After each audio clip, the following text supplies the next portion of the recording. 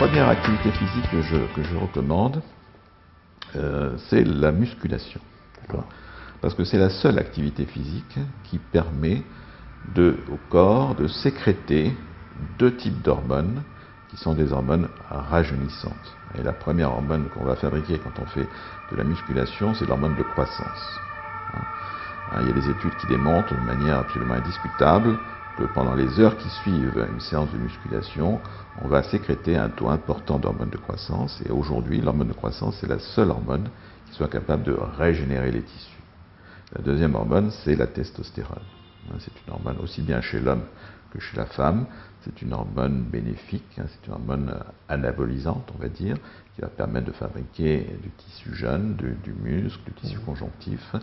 Et c'est une hormone qui a des différents niveaux d'action, au niveau des os, au niveau de la peau, au niveau du cerveau. Ça donne un excellent mental.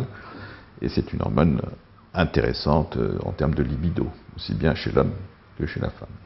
Est-ce que les sports d'endurance, alors, ont aussi un intérêt en termes de prévention du vieillissement? Alors, les sports d'endurance, il y a une limite.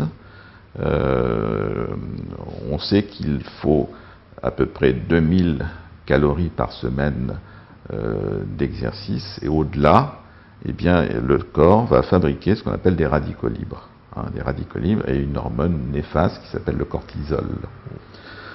Donc, quand on voit un coureur de fond, un marathonien, et quand on voit, je veux dire, quelqu'un qui pratique par exemple le 100 mètres, ils n'ont pas la même physionomie. Le marathonien fait vieux, c'est quelqu'un qui a déjà, qui est envahi par les radicaux libres, avec des os qui ne tiennent pas le choc, et alors que le coureur, celui qui pratique des exercices musculaires intenses, a une meilleure apparence. Donc il est aujourd'hui clairement identifié et prouvé que les sports d'endurance ont une certaine limite. Donc moi je conseille par exemple de ne jamais dépasser 1 heure en salle à faire du footing ou à courir au-delà d'1 heure. Je pense que c'est la limite au-delà de laquelle on fabrique, on a disons les effets inverses, c'est-à-dire on accélère le vieillissement.